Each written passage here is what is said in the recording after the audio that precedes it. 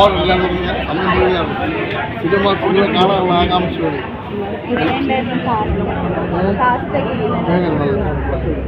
എല്ലാവരും നല്ല ആക്റ്റീവ് എല്ലാവരും ഒരു സ്ട്രോങ് ടീമാണ്. ഡോക്ടർ രജിത് കുമാർ പ്രത്യേക കാരണം ഒരു നമ്മൾ വിചാരിച്ച് കണ്ട ഭാവം തോന്നും, പക്ഷേ യഥാർത്ഥത്തിൽ യഥാർത്ഥത്തിൽ താഴെ എത്തുമ്പോൾ അത് വലിയ ഹൈറ്റാണ്. അടിപൊളി എല്ലാവരും കാണും, തിയേറ്റർ തന്നെ വന്ന് കാണും. ഡയറക്ഷൻ അവർ ലേഡി ആണെങ്കിൽ പോലും അവരുടെ ഒരു മാറ്റം അവരൊക്കെ മുന്നിലോട്ട് വന്നു എന്നുള്ള സൂപ്പർ. പോലെ ഫീൽ ചെയ്യും. ബട്ട് അറ്റ് ദി എൻഡ് ഇതിലൊരു ലേഡി മാം പറയുന്നുണ്ട്, ഒരു സ്ത്രീ ഏതൊക്കെ സിറ്റുവേഷൻസിലൂടെയാണ് ഒരു ജീവിതത്തിൽ കടന്നു പോകുന്നത് അല്ലേ. ഗേൾസിന് ഒരുപാട് സിറ്റുവേഷൻസ് ഉണ്ട്, ആ സിറ്റുവേഷനൊക്കെ വളരെ ബ്യൂട്ടിഫുള്ളായിട്ട് പോകുന്നു. പിന്നെ നമ്മുടെ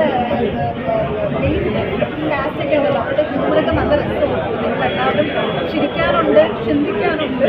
ഒരു ഫാമിലി എന്ത് ചെയ്യണം, ഒരു പ്രണയം ഒരു സ്വന്തം മോള് മറ്റൊരാളെ പ്രണയിക്കുമ്പോൾ എന്ത് ചെയ്ത് കൊടുക്കണം, എന്ത് ചെയ്ത് കൊടുക്കാൻ പാടില്ല എന്നൊക്കെ നമുക്ക് മനസ്സിലാവും അല്ലേ. എല്ലാവർക്കും ഒന്നിൽ സപ്പോർട്ടീവ് ആയിട്ടുള്ള ഒരു പാരൻസ് ആയിരിക്കും, അല്ലെങ്കിൽ എഗൻസ്റ്റ് ആയിരിക്കും. പക്ഷേ ഇതിൽ രണ്ട് തരത്തിലുള്ള ഒരു പാറ്റേൺ പറയുന്നത്. അപ്പോൾ എല്ലാവരും തിയേറ്ററിൽ പോയി തന്നെ പ്ലീസ് വാച്ച്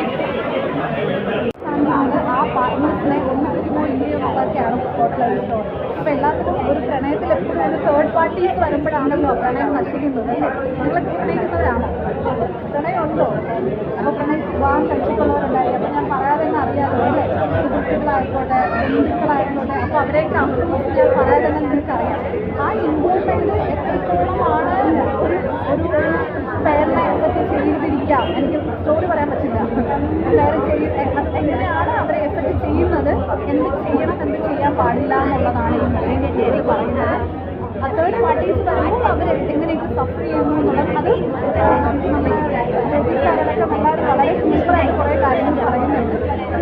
അപ്പോൾ എല്ലാവരും തിയേറ്ററിൽ ഓണത്തിന് ഒന്ന് വാച്ച് ചെയ്യുക. ഒരു ലവ് സ്റ്റോറിയാണ്, ഒരു ബ്യൂട്ടിഫുൾ ആയിട്ടുള്ള ഒരു ലവ് സ്റ്റോറിയാണ്. നമ്മുടെ കേരളത്തിൽ നടക്കുന്ന ഒരു കാര്യമാണ് പറയുന്നത്. കേരളത്തിൽ മാരേജ് ഇപ്പോൾ ഒരു 2 പേര് പ്രണയിച്ചു. അപ്പോൾ എന്തൊക്കെയാണ് നോക്കുന്നത് അല്ലേ, അവരെ ബാക്ക്ഗ്രൗണ്ടിൽ ഒരുപാട് കാര്യങ്ങൾ അൺനെസസറി ആയിട്ടുള്ള കുറേ കാര്യങ്ങൾ വരും അല്ലെ ഒരു മാരേജിനെ നിർത്താനായിട്ട്. അപ്പോൾ അവിടെ 2 പേര് ഇഷ്ടപ്പെടുമ്പോൾ 2 പേരാണ് ഒരുമിച്ച് ഈ ലൈഫ് ലോങ് ജീവിക്കാൻ പോകുന്നല്ലേ. പാരൻസ് എന്ന് പറയുന്നത് നമ്മൾ കൂടെ ഉണ്ടെങ്കിൽ പോലും അല്ലെ എൻ്റെ നമ്മൾ ഇവരാണ് ഒരുമിച്ച് ജീവിക്കുന്നത്. അതുപോലെ നമ്മുടെ സൊസൈറ്റി മനസ്സിലാക്കുന്നുണ്ടോ ഇല്ലയോ, ഫാമിലി മനസ്സിലാക്കുന്നുണ്ടോ ഇല്ലയോ, അതൊക്കെയാണ് ഈ സ്റ്റോറി പറയുന്നത്. അപ്പോൾ ബാക്കി നിങ്ങൾ അറിയണമെങ്കിൽ എന്താണ് ഈ സ്റ്റോറിയിൽ വന്ന് എന്നെ കാണുക. വിമർശിക്കൂ പ്ലീസ്, കുഴപ്പമില്ല. പക്ഷേ ഫസ്റ്റ് പോയിന്റ് പറയണം, ആക്ച്വലി ഒരു ലേഡിയാണ് ഡയറക്ഷൻ, ഞാൻ പറയാതെ തന്നെ അറിയാം. അപ്പോൾ ഒരു ലേഡിയാണ് എനിക്ക് ഓപ്പർച്യൂണിറ്റി തന്നത്. ലൈക്കിനോ ഞാൻ ഒരുപാട് ഓഡിഷന് പോയിട്ടുള്ള ഒരാളാണ്.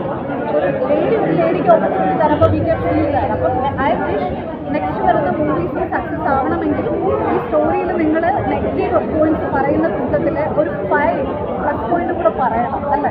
അപ്പോഴാണ് ഇനിയും മാമിനൊരു പ്രചോദനമാവുക. ഇല്ല, I want to take more movies ലൈക്കിനോ ഐ ഹാവ്. മാമിനൊരു ചാലഞ്ച് ഉണ്ട്, സ്റ്റോറി ടെല്ലിങ്. ആ സ്റ്റോറി സോ സ്ട്രോങ്, ഭയങ്കര സ്ട്രോങ് ആയിട്ടൊരു സ്റ്റോറിയാണ്. നിങ്ങൾ ചിലപ്പോൾ കണ്ടേ ആയില്ലെങ്കിൽ വീണ്ടും കാണുമ്പോൾ നിങ്ങൾക്ക് കുറച്ചുകൂടെ റിലേറ്റബിൾ ആവും.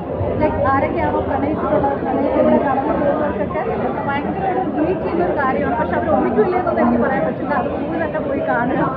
അപ്പോൾ റിയലി താങ്ക് യു. നിങ്ങളൊക്കെ കൈ കൊടുത്തുകൊണ്ടാണ് ശരിയ നന്നായിരിക്കുന്നു.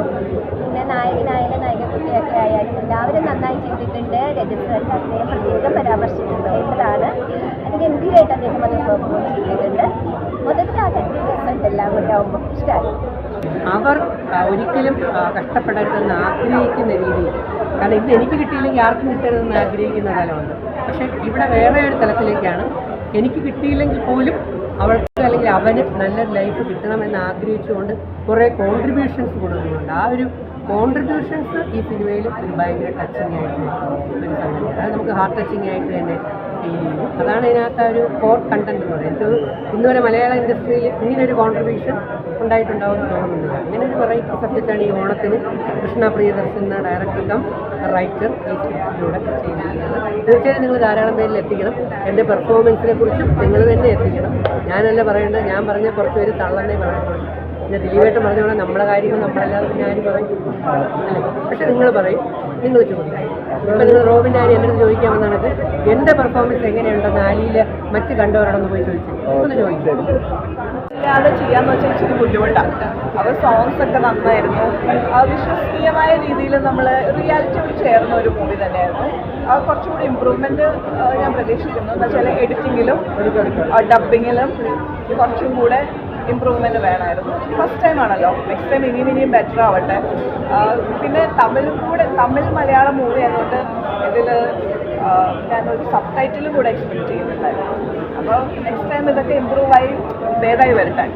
ആക്ടേഴ്സൊക്കെ നന്നായി ചെയ്തു, അടിപൊളി.